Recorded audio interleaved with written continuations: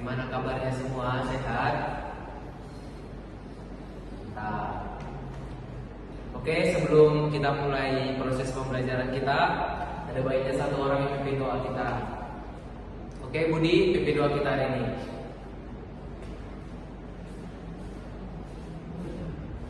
Amin. Baiklah. Nah, di sini Bapak minta coba dicek kiri kanan temannya apakah ada yang tidak hadir hari ini. Bagaimana anak-anak? Hadir semua? Oke, mantap. Berarti semuanya berjumlah 34 orang ya. Oke. Baiklah, di sini apa ada yang masih ingat materi kita minggu lalu tentang apa? Ya, Alfredo? Tentang apa? Iya, mantap. Ya, materi kita minggu lalu itu tentang uang. Oke, di sini Bapak akan memberi slide PPT presentasi.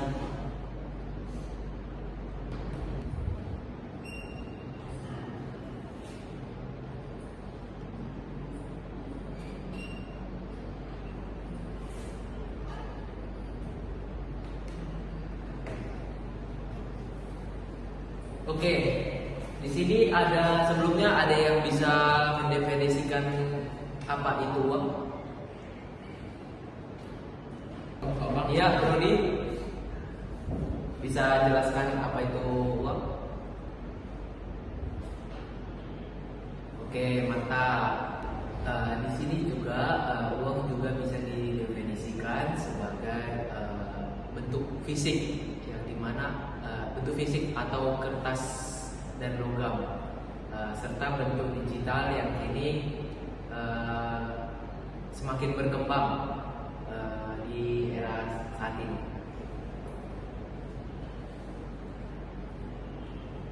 Oke, di sini Bapak akan menjelaskan apa itu fungsi uang. Di mana fungsi uang itu ada dua. Yang pertama itu fungsi asli dan yang kedua itu fungsi turunan. Nah, di sini Bapak akan menjelaskan apa itu fungsi asli. Yang dimana fungsi asli itu yang pertama yaitu sebagai alat tukar. Yang dimana uang menggantikan sistem barter yang kurang efisien karena membutuhkan kesesuaian kebutuhan antara dua pihak yang berinteraksi. Nah, yang kedua itu sebagai satuan hitung atau unit of account, di mana uang digunakan untuk mengukur, membandingkan nilai barang dan jasa.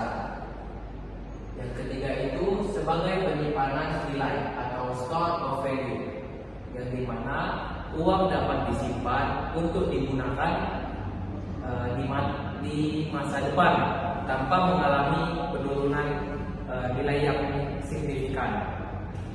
Yang kedua itu fungsi turunan, yang dimana fungsi turunan itu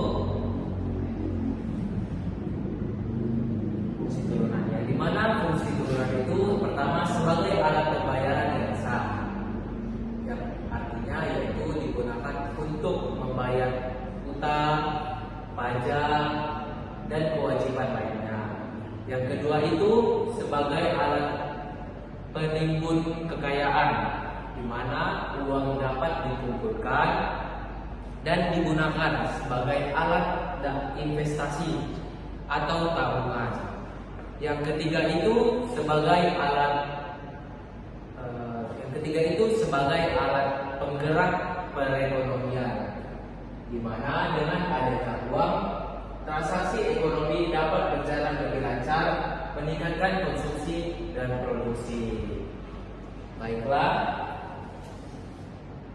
pembahasan selanjutnya yaitu jenis-jenis uang. Baiklah, di sini Bapak ingin bertanya, ada yang bisa membantu Bapak apa saja jenis-jenis uang berdasarkan lembaga yang mengeluarkan? Ada yang bisa menjawab? Ya, tepat. Yang kedua? Iya, tepat. Jadi yang dijawab oleh Brody tadi, yang pertama itu jenis uang kartal, yang dimana uang resmi yang dikeluarkan oleh bank sentral. Contohnya uang kertas dan uang logam. Yang kedua yang dijawab oleh Julianson yaitu uang viral, yang dimana uang yang berbentuk saldo di rekening bank dan dapat digunakan model yang dapat digunakan melalui cek, kredit, debit, atau transfer. Oke.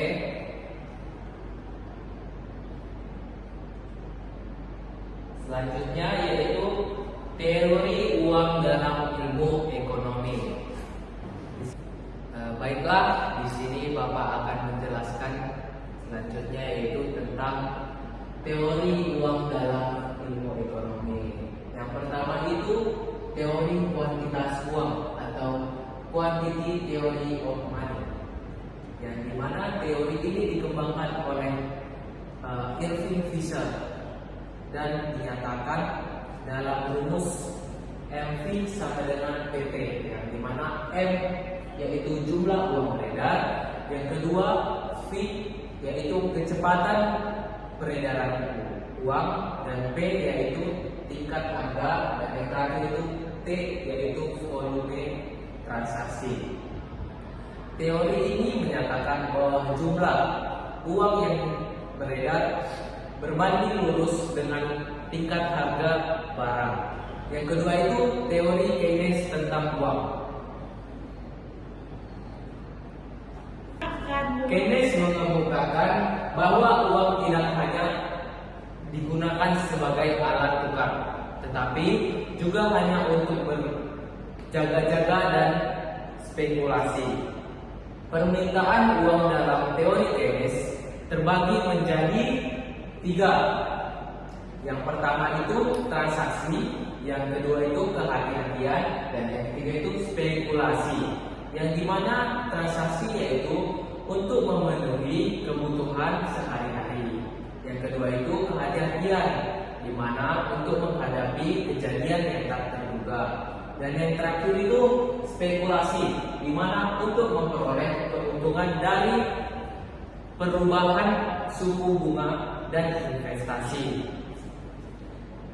Baiklah, pembahasan yang selanjutnya yaitu peran uang dalam ekonomi. Peran uang dalam ekonomi yang pertama itu menjaga stabilitas ekonomi, di mana uang yang dikendalikan dengan baik membantu menghindari inflasi dan deflasi. Yang kedua itu meningkatkan efisiensi dan efisiensi transaksi, yang dimana mengurangi biaya transaksi yang tinggi dalam sistem barter. Dan yang ketiga itu mendukung kebijakan moneter, yang dimana pemerintah dan bank sentral dapat menggunakan uang sebagai instrumen untuk mengatur ekonomi. Dan yang terakhir itu memfasilitasi investasi dan pertumbuhan ekonomi, yang dimana ketersediaan uang dalam sistem keuangan mendorong investasi dan ekspansi bisnis. Oke, di sini sampai di sini materi yang Bapak jelaskan. Apakah ada pertanyaan yang ingin mau ditanyakan? Bagaimana anak-anak? Tidak ada? Oke, baiklah, kesimpulan dari materi kita hari ini yaitu uang memiliki peran krusial dalam ekonomi sebagai alat tukar, satuan hukum, dan penyimpanan nilai. Berbagai teori ekonomi menunjukkan bagaimana jumlah uang beredar mempengaruhi inflasi, pertumbuhan ekonomi, dan kebijakan moneter. Dengan perkembangan teknologi, uang terus berevolusi menuju digitalisasi yang membawa peluang dan tantangan baru dalam perekonomian global. Baiklah anak-anak, sampai sini pertemuan kita. Sebelum kita mengakhiri pertemuan kita, ada baiknya Yanto membuat doa kita hari ini. Oke.